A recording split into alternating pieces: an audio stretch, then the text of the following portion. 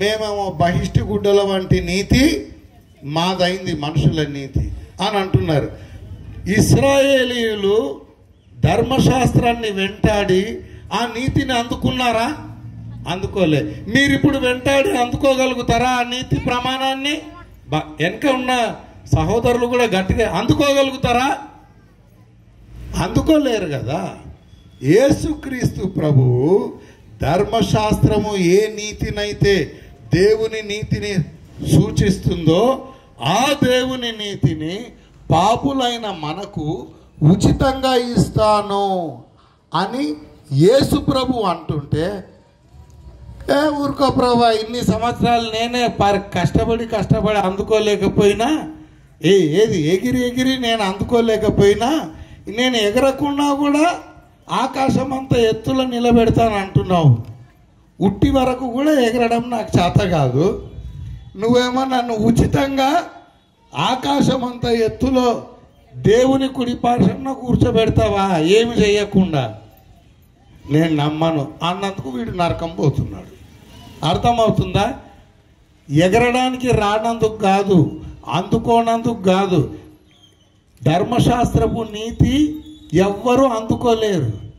యేసు ప్రభు ఆ నీతిని ఫ్రీగా ఇస్తా అంటే యేసు ప్రభు ఇచ్చే ఆ దానాన్ని వీడు తీసుకోలేదు కనుక యేసు ప్రభువుకు కూడా ఒక పాపిని నీతిమంతునిగా తీర్చే శక్తి యేసు ప్రభువుకు లేదని వాడు అనుకున్నాడు కనుక వాడు నరకానికి పోతున్నాడు. మనము చెయ్యకూడని పాపం ఏంటి తెలుసా? నేను 2 రకాలన్నా. నీకు చేత కాకుండా నువ్వు చేయలేకపోతున్నావు, ఆ ఆజ్ఞలను నువ్వు నెరవేర్చలేకపోతున్నావు. ఎందుకు? నీకు చేతగానందుకు. నేనేదైనా చేస్తానని దేవుడు అంటే నీకు కూడా చేత కాదు అని అంటావా దేవుణ్ణి? అట్లా అన్నోళ్ళను ఇప్పుడు నేను చూపిస్తా. అట్లా అన్నందుకు దేవునికి కోపం వచ్చి వాళ్ళు దేవుని ఆశీర్వాదము పొందలేకపోతున్నారు. అట్లాంటి వాళ్ళు నేను కొంత చూపిస్తా. హెబ్రీ పత్రిక 3వ అధ్యాయం. వాళ్లకు చేతగానందుకు కాదు వాళ్ళు నరకం పోయింది, లేదా వాళ్లకు చేతగానందుకు కాదు వాళ్ళు ఆశీర్వాదాలను అనుభవించింది, వాళ్ళు దేవునికి చేత కాదన్నందుకు ఆశీర్వాదం అనుభవించలేదు. ఈ సందర్భంలో మాత్రము నరకానికే పోతున్నారు. ఈ హెబ్రీ పత్రికలో మనం చూసే సందర్భంలో మాత్రం. హెబ్రీ పత్రిక 3వ అధ్యాయం. హెబ్రీ పత్రిక 3వ అధ్యాయము 12వ వచనం నుంచి చదువుదాం. సహోదరులారా, జీవము గల దేవుణ్ణి విడిచిపోవునట్టి విశ్వాసము లేని దుష్ట హృదయము మీలో ఎవని యందైనా ఒకవేళ ఉండునేమో అని జాగ్రత్తగా చూసుకొనుడి. వినండి,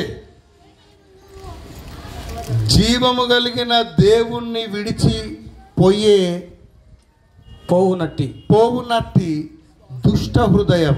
దుష్ట హృదయం అంటే ఏంటి తెలుసా? నీకు చేత కాదు అనేది దుష్ట హృదయం కాదు, దేవునికి చేత కాదు అనేటిదే దుష్ట హృదయం. నీకు చేత కాదు అనేది నాకు ఎప్పటి నుండో తెలుసు, దేవునికైతే మనల్ని సృష్టించక ముందటి నుండే తెలుసు. నీకు చేత కాదు అనేది అది అందరికీ తెలిసిన విషయమే, దాంట్లో ఆశ్చర్యం ఏముంది? నీకు చేత కాకపోతే అది దుష్ట హృదయం కాదు. దేవునికి చేత కాదంటే అది దుష్ట హృదయం. దేవుని నుండి వెళ్ళిపోయే దుష్ట హృదయము మీకెవరికన్నా ఉందేమో చూచుకొనుడి. నెక్స్ట్ చదువు బ్రదర్.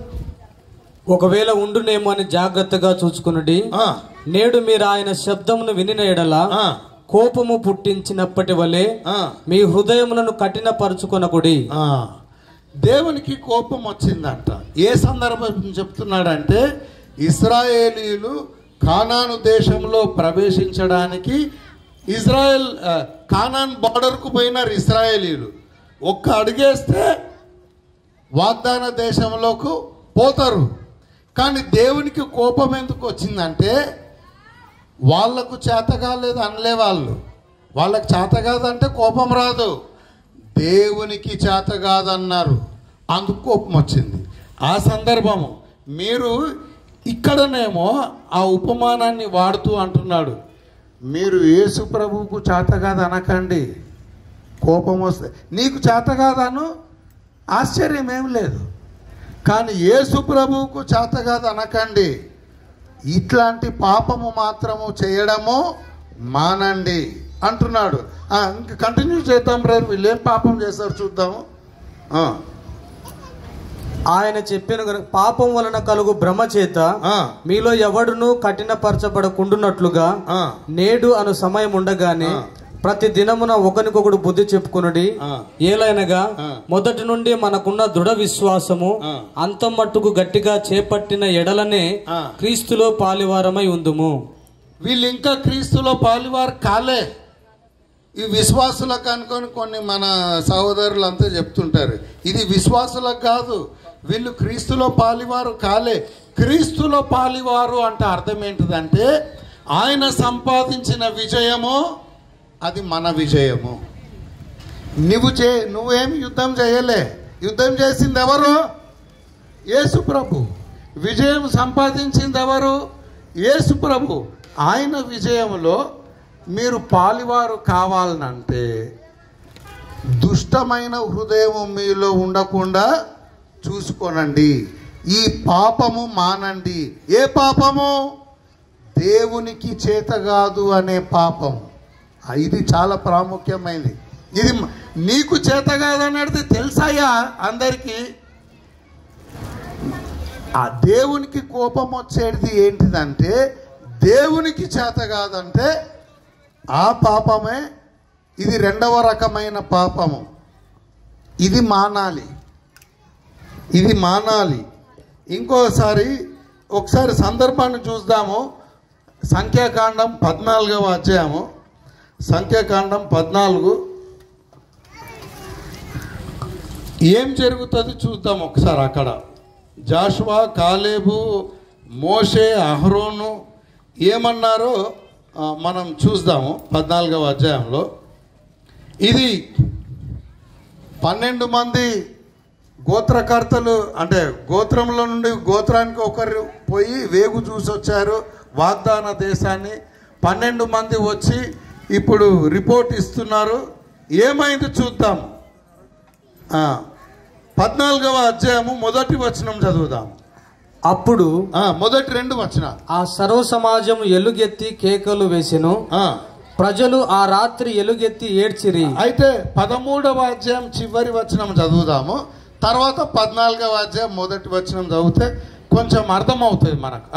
అక్కడ నెఫీలీయుల సంబంధులైన అనాకు వంశపు నెఫీలీయులను చూచితిమి. మా దృష్టికి మేము మిడతల వలె ఉంటిమి, వారి దృష్టికి అట్లే ఉంటిమి అనిరి. అప్పుడు ఆ సర్వ సమాజం ఎలుగెత్తి కేకలు వేసెను. ప్రజలు ఆ రాత్రి ఎలుగెత్తి ఏడ్చిరి. మరియు ఇశ్రాయేలీలందరూ మోసే అహరోనుల పైన సనుగుకొనిరి. ఆ సర్వ సమాజము, అయ్యో ఐగుప్తులో మేమేల చావలేదు, ఈ అరణ్యమందు మేమేల చావలేదు, మేము కత్తివాత పడునట్లు యెహోవా మమ్మును ఈ దేశంలోనికి ఏల తీసుకొని వచ్చెను. ఇప్పుడు వీళ్ళ ప్రాబ్లం ఎవరిది? ఎవరిని అంటున్నారు వీళ్ళు? దేవుడు మమ్మల్ని ఐగుప్తులో మేము బాగానే ఉంటే మీ బానిసల వల్లే తన్నులు తినకుండా తిండి లేకుండా, కానీ అక్కడి నుండి వాగ్దాన దేశాన్ని ఇస్తానని చెప్పి దేవుడు మమ్మల్ని ఇక్కడి దాకా తీసుకొచ్చి ఇప్పుడు మేము స్వతంత్రించుకోపోయే దేశంలో ఆజానుభవులు ఉన్నారు, దీర్ఘదేహులు ఉన్నారు.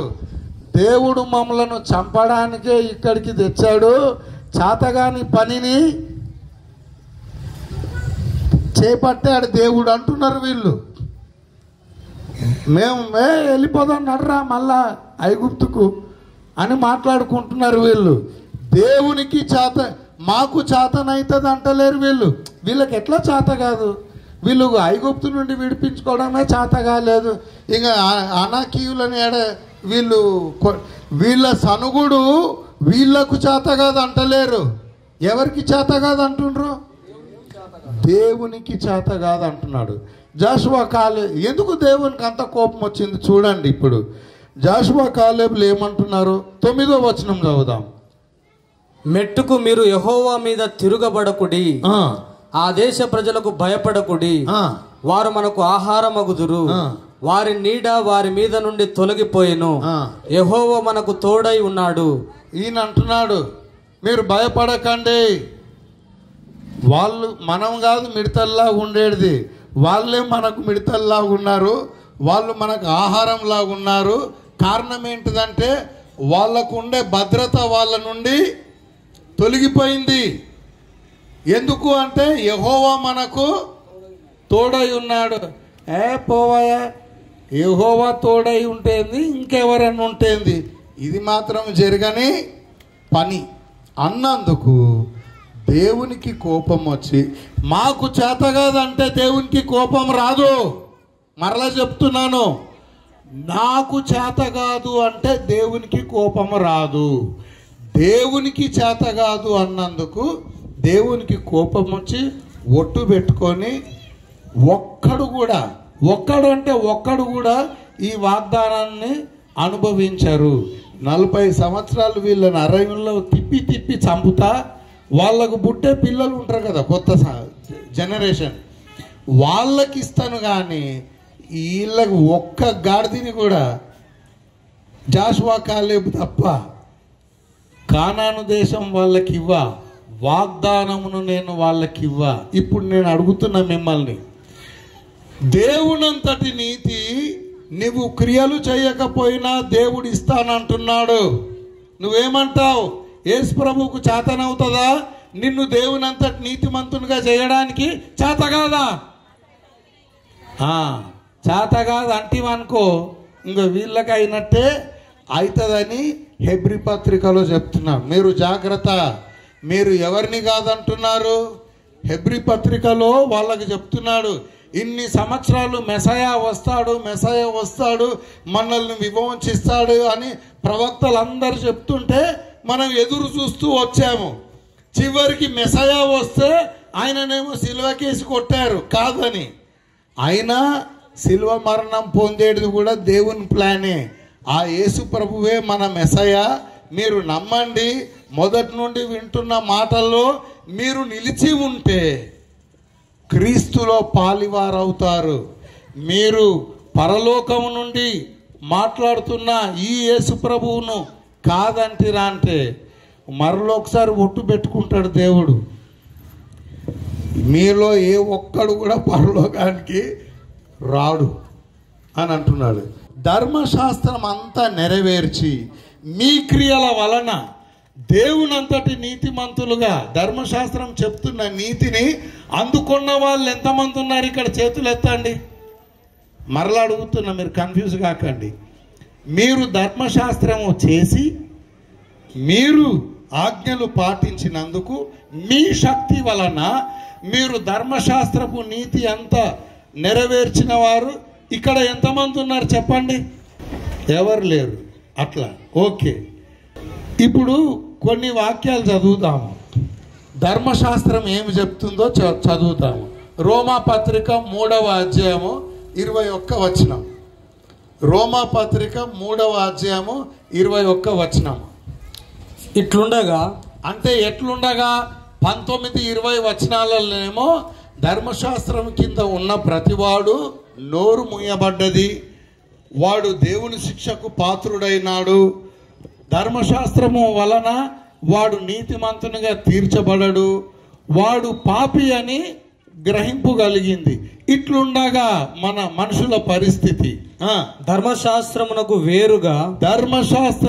వేరుగా అంటే నీవు ఈ ధర్మశాస్త్రపు క్రియలు చేయలేకపోయినా కూడా ధర్మశాస్త్రమునకు వేరుగా దేవుని నీతి బయలుపరచబడుచున్నది. దానికి ధర్మశాస్త్రమును, ఆ దేవుని నీతికి ధర్మశాస్త్రము, ప్రవక్తలు సాక్ష్యం ఇచ్చుచున్నారు. ధర్మశాస్త్రం ఏం చెప్తున్నది తెలుసా? ధర్మశాస్త్రం కింద ఉన్న యూదులకు ధర్మశాస్త్రం ఏం చెప్తుందంటే, ఒరే యూదుడా, నీవు ఎంత కష్టపడినా నా నీతి ప్రమాణాన్ని నువ్వు అందుకోలేవు. చేరుకోలేవు. అయితే నీకు ఒక గుడ్ న్యూస్ అని ధర్మశాస్త్రం చెప్తుంది. అదేంది, ఎంత ఎగిరినా నేను అందుకోలేను కదా నీ స్థాయిని, నాకేం గుడ్ న్యూస్ ఉంది అంటే, గుడ్ న్యూస్ ఏంటిదంటే ధర్మశాస్త్రమునకు వేరుగా దేవుని నీతి బయలుపరచబడుతుందని ధర్మశాస్త్రమే సాక్ష్యం ఇస్తుంది. అదెట్లొస్తుంది అని అంటే నెక్స్ట్ వచనం చదువుదాం. అది యేసుక్రీస్తు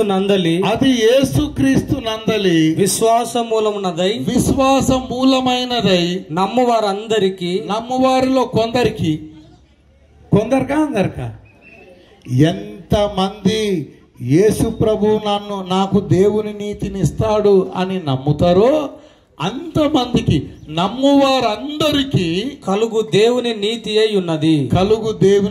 యేసు ప్రభువును నమ్మితే మీరు దేవునంతటి నీతిమంతులు అవుతారు అని సాక్ష్యము ధర్మశాస్త్రం ఇస్తుందా, ఇవ్వట్లేదా? ఇస్తుంది. మరి అది మనకు వినబడదు, అర్థం కాదు. ధర్మశాస్త్రమునకు వేరుగా, మీ క్రియలకు వేరుగా మీరు నీతి క్రియలు చేయలేరు. మీరు చేయలేకపోయినా యేసు ప్రభు దగ్గరకు వస్తే, యేసును నమ్మిన ప్రతివాడు దేవుని నీతిని పొందుకుంటాడు. 24వ వచనం కూడా చదువుదాము. కాబట్టి నమ్మువారు, యేసు ప్రభువును నమ్మువారు ఆయన కృపచేతనే, యేసు ప్రభు కృపచేతనే క్రీస్తు యేసు నందలి విమోచనము ద్వారా ఉచితముగా, ఎట్లా ఉచితముగా నీతిమంతులని తీర్చబడుచున్నారు. చూసారా, మీరు కష్టపడ్డందుకు నీతిమంతులా, ఉచితముగా నీతిమంతులుగా? ఉచితముగా ఎంతటి నీతిమంతులు? దేవునంతటి నీతిమంతులు. ఉచితంగా ఇస్తున్నాడు యేసు ప్రభు. ఇది సుంకర్లకు చెప్తున్నాడు, వేశ్యలకు చెప్తున్నాడు, పాపులకు చెప్తున్నాడు. ఓరే ఇంత ఈజీయా యేసు ప్రభువా? మరి మా వాళ్ళంతా కష్టపడుతున్నారే పరిసయ్యులు అంటే, వాడు కష్టపడి నరకానికే పోతాడు. కానీ నన్ను నమ్మిన వాడు ఉచితముగా నీతిమంతులుగా తీర్చబడతారు. ఇది వాళ్లకు చాలా ఇష్టమై యేసు ప్రభు ఎక్కడ మీటింగ్ పెడితే అక్కడికి వెళ్ళిపోతున్నారు. వీళ్ళు పాపులను నీతిమంతులుగా తీర్చడానికి యేసు ప్రభు వచ్చాడు. రోమాపత్రిక ఇంకా ఉందా? ఇంకా వాళ్ళు 5 గంటల దాకా చేసినా మనం 5 గంటల దాకా చెప్పుకుందాం, ఏముంది. ఇప్పుడు దేవునికి ఎక్కడ మనుషులపై కోపం వస్తుందంటే, దేవా నాకు చేయడము చేతనైతే లేదు అంటే దేవుడు కోప్పడతాడా? కోప్పడాడు. దేవా నీకు చేయడం చేత కాదంటే అది దేవునికి కోపం వస్తుంది. నువ్వు ఏ పాపము మానాలంటే, దేవుడు నేను చేస్తానంటున్న దానిని దేవుడు చెయ్యలేడు అనే పాపం అనేటి పాపము అట్లా చేయకూడదు.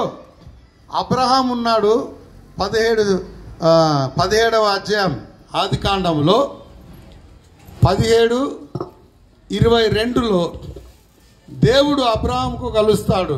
99 సంవత్సరాలు అప్పుడు అబ్రహాంకు వయసు. దేవుడు అంటాడు, అబ్రహాం నీ పేరు మార్చాలా అంటాడు కదా. నేను కూడా అదే అనుకుంటున్నా. అంటే అబ్రహాం అంటేనేమో ఉన్నతంగా హెచ్చించబడిన తండ్రి.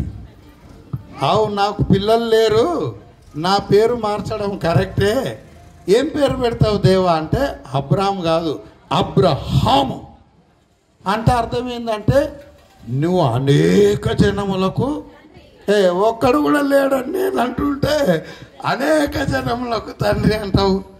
మరి ఇంకేంటి దేవా అంటే, నీ భార్య పేరు కూడా మార్చాలా అంటాడు. భార్యనా? ఇప్పుడు ఆయన దృష్టిలో 2 ఉన్నారు, ఒకరేమో హాగరు, ఒకరేమో సారా. ఎవరి పేరు అంటే అదే సారాయి. ఆమె పేరు కూడా ఏమని మారవాలా? సారాయి అనకు, సారా అంటే అర్థము అనేక జనములకు తల్లి అంటే పక్కున నవ్వుతాడు అబ్రహాము. Genesis chapter 17:22.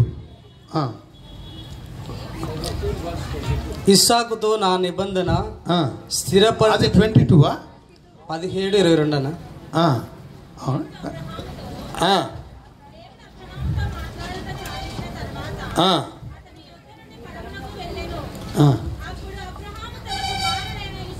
కాదు మీరు ఒక 17వ అధ్యాయంలో 16 చదవ 16-13 చదవండి. చూచుచున్న దేవుడవు నీవే అను పేరు. తప్పు చెప్తుండ్రు, నాకు తెలుసు, ఆల్రెడీ తెలుసు మీరు తప్పే చెప్తుండ్రని. కానీ 17 అన్న ఏదో చెప్తుండ్రు కదా. అప్పుడు అబ్రహాము సాగిలపడి నవ్వి 100 ఏండ్ల వానికి సంతానం కలుగునా, అది 90 ఏండ్ల శారా కనునా అని మనసులో అనుకుని. ఇప్పుడు అబ్రహాం ఎందుకు నవ్విండు తెలుసా? నాకు కుమారుడు కలుగుతాడన్నావు, బాగానే ఉంది, సారాయి పేరు కూడా మార్చినావు, దేవా ఏం జోక్ చేస్తున్నావా ఏమి నాతో అని పక్కుమని నవ్వి, నాకు 100 ఏండ్లు ఆమెకు 90 సంవత్సరాలు, నీకు కూడా చేత కాదు అన్నట్టు నవ్వుతున్నాడు ఈయన. 18వ అధ్యాయం చూస్తాం ఒకసారి. సారాతో ఏమంటాడు దేవుడు? ఆ గుడారము 12వ వచనం 18. శారా నేను బలము ఉడిగిన దానైన తర్వాత నాకు సుఖం కలుగునా, నా యజమానుడు వృద్ధుడై ఉన్నాడు కదా అని తనలో నవ్వుకొనేను. ఇదిగో భార్యాభర్తలు కట్టకట్టుకొని నవ్వుతున్నారు. దేవుడి వాగ్దానాలను చూసి వాళ్ళకు నవ్వు వస్తుంది. వాళ్ళు ఏమంటున్నారు? మాకు చేత కాదంటున్నారా, లేకపోతే దేవునికి చేత కాదంటున్నారా? వాళ్ళ నవ్వుల అర్థం ఏంటిదండి? వాళ్లకు చేత కాదని వయసులో ఉన్నప్పటి నుండే తెలుసు చేత కాదు పిల్లలు పుట్టడం అనేది. ఇప్పుడు వయసు ఒడిగిన తర్వాత దేవుడు వాగ్దానం చేస్తున్నాడు, నెక్స్ట్ ఇయర్ ఈ టైం నీకు ఒక కుమారుడు పుడతాడంటే సారా కూడా నవ్వింది. అప్పుడు దేవుని రిప్లై ఏంటిది? ఏమి నవ్వుతున్నావు? యెహోవాకు అసాధ్యమైంది ఏమన్నా కలదా? నీకు చేత కాదని నీకు తెలుసు, నాకు తెలుసు, కానీ నీ నవ్వుల అర్థమైంది నాకు చేత కాదు అంటున్నావా అని అంటున్నాడు దేవుడు. అందుకే దేవుడు నీ ప్రమేయము లేకుండానే, నీ శక్తి కాకుండానే నేను చేస్తాను అన్న వాగ్దానములను చూసి నవ్వే పాపము మాత్రము చెయ్యొద్దు, మానుకోండి. నీకు ఎవరు ఇన్ని బోధలు చేసినా నువ్వు అది చెయ్యి, నువ్వు ఇది చెయ్యి అని నిన్నే చేయమంటారు చేతగాని వాళ్ళని పట్టుకొని. కానీ దేవుడిది చేస్తానన్నాడు, దేవుడిది చేస్తానన్నాడు. నీ క్రియలు లేకుండానే నిన్ను నీతిమంతునిగా తీరుస్తానంటున్నాడు, నీ క్రియలు లేకుండానే నీకు రక్షణ ఇస్తానంటున్నాడు. ఇవి చెప్పాలి కదా. దీని కొరకు నవ్విన వాళ్ళు ఎక్కడికి పోతారు? నరకానికి. ఇంక ఒట్టు పెట్టుకుంటాడు, నవ్వినవరా నేను చెప్తే ఇంక అయిపోయింది దీని పని అని. కాబట్టి మనం ఏ పాపము మొదట మానడము స్టార్ట్ చేయాలంటే నీ శక్తితో మానేది అవి వేస్ట్, అవి కాదు. దేవుడు చెప్తున్న వాటిని దేవుడు చెయ్యలేడు అనే స్థితిలో మనము ఉండకూడదు. అలాంటి పాపము మానాలి. అప్పటి నుండి సారా ఏమన్నది? సారా అబ్రహాము వైఖరి ఎలా మారిపోయింది అని అంటే హెబ్రీ పత్రిక 11లో, రోమా పత్రిక 4లో, హెబ్రీ పత్రిక 11, రోమా పత్రిక 4లో సారా ఇట్లా అంటది, వాగ్దానము చేసిన వాడు నమ్మదగిన వాడు, వాగ్దానం చేసిన వాడు సమర్థుడు. సామర్థ్యం నాకు లేదు కానీ వాగ్దానం చేసిన వాడికి ఉన్నది, ఆయన సమర్థుడు అని నమ్మి బలము తెచ్చుకున్నది. దేవుణ్ణి నమ్మాలి. రోమాపత్రిక 4వ అధ్యాయం 17-18 వచనాలలో అబ్రహాము నిరీక్షణకు ఆధారము లేనప్పుడు నిరీక్షణ గలవాడై దేవుణ్ణి నమ్మినాడు. మీలో ఎంతమంది దేవునంతటి నీతిమంతులుగా కావాలని ఆశ ఉంది? ఉచితంగా ఏ ఒక్క పని చేయకుండా కూడా దేవునంతటి నీతిమంతులుగా తీర్చబడి దేవుని కుడి పార్శ్వమున కూర్చొని దేవుని ఆస్తి అంతటికి మనం వారసులు కావాలి, నరకం పోకుండా పరలోకం పోవాలి అని ఎంతమందికి ఆశ ఉంది? ఉన్నదా? మీరు నీతి చెయ్యలేకపోయినా యేసు ప్రభు మిమ్మల్ని ఉచితంగా పరలోకానికి తీసుకుపోతాడు అని యేసు ప్రభువుకు సాధ్యం ఇది అని ఎంతమంది నమ్ముతున్నారు? Praise the Lord. క్రియలు లేకుండా మనల్ని నీతిమంతులుగా చేయడానికి యేసు ప్రభువు వచ్చాడు. నేను నిన్న దినమున చెప్పాను, ఇంకా మనకి ఇప్పుడు టైం అవుతుంది, సాయంత్రం కూడా చెప్తాను. రక్షణ పొందిన మన యందు మన ప్రవర్తన ఇప్పుడు రక్షణకు తగినట్టుగా లేకపోయినా తండ్రి, కుమారుడు, పరిశుద్ధాత్ముడు మన యందు ఉన్నాడా లేడా? మరి మనం ఇంత గొప్ప రక్షణ పొందుకున్నాం కదా, దానికి తగినట్టు ప్రవర్తన ఉందా మనది? లేదు, ఇంకా నేర్చుకుంటున్నాం. లేకపోయినా దేవుడు నీ యందు ఉన్నాడు కదా, అది దేవుని ప్రేమ. మరలా చెప్తున్నా, పాపులతో యేసు ప్రభు ఎందుకు కూర్చున్నాడు? సుంకరులతో యేసు ప్రభు ఎందుకు కూర్చున్నాడు? వేశ్యలు వచ్చి యేసు ప్రభువును తాకే ధైర్యం ఎందుకు చేశారు వేశ్యలు? ఏ పరిసయ్యుని జోలికి పోరే వేశ్యలు. యేసు ప్రభు దగ్గరికి వచ్చి ఆయనను తాకే ధైర్యము ఎందుకు చేస్తున్నారు వేశ్యలు? వాళ్ళకు ఒకటి అర్థమైంది, యేసు ప్రభువు మన ప్రవర్తనను బట్టి ఆయన వ్యవహరిస్తలేడు, ఆయన ప్రేమను బట్టి ఆయన మమ్మల్తో వ్యవహరిస్తున్నాడు అనేది అర్థమైంది. ఇప్పుడు నీలో యేసు ప్రభు ఎందుకు నివాసం చేస్తున్నాడు? నీ ప్రవర్తన కరెక్ట్గా ఉందనా? కాదు.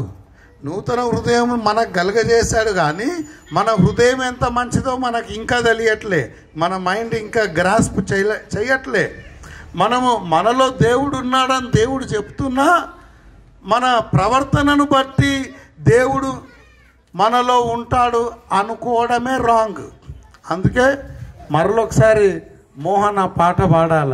ఇది ఎంత విచిత్రమో, పరిశుద్ధుడైన దేవుడు పాపులతో ఉంటాడా అంటే మనం ఇప్పుడు పాపులం కాదు. రక్షణ పొందిన వానికి నూతన హృదయం ఉంది, వాడు నూతన సృష్టి, వాడు పరిశుద్ధుడు, నీతిమంతుడు.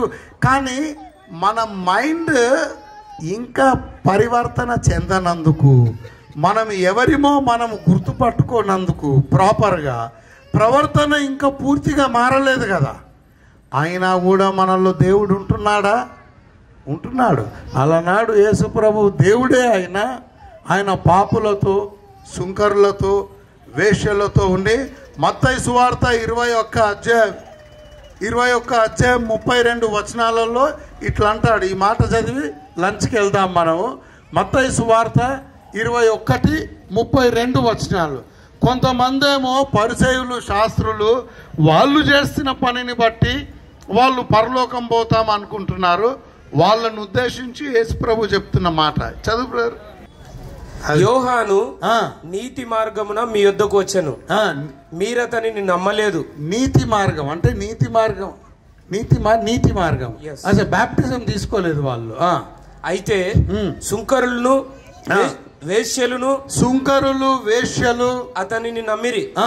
మీరు అది చూచి అతనిని నమ్మునట్లు పశ్చాత్తాప పడకపోతిరి. మరి ఒక ఉపమానం వినుడి. అంతకు ముందు వచనం చదువు కొంచెం, ఒక్క వచనం ముందు. అందుకు వారు మొదటివాడే అనిరి. యేసు సుంకరులను వేశ్యలను మీకంటే ముందుగా దేవుని రాజ్యంలో ప్రవేశించుదురని మీతో నిశ్చయముగా చెప్పుచున్నాను. పరిసయ్యులకు చెప్తున్నాడు యేసు ప్రభు. హలో నీతిగా ఉండే పరిసయ్యులారా, మీకంటే ముందు పరలోకానికి ఎవరు పోతారంటే సుంకరులు, వేశ్యలు, ఇక నేను యాడ్ చేస్తున్నా, సిల్వ మీద ఉన్న దొంగ, మనలాంటోళ్ళు. మనం పరిచయులంతా నీతిగా నిష్టగా లేము కదా.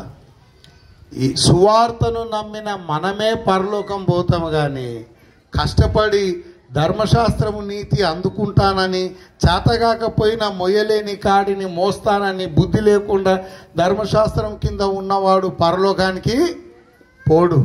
యేసు ప్రభు ఉచితంగా మనల్ని నీతిమంతులుగా తీరుస్తున్నాడు. ఉచితంగా దేవుని హృదయమే మనకు కలగజేశాడు.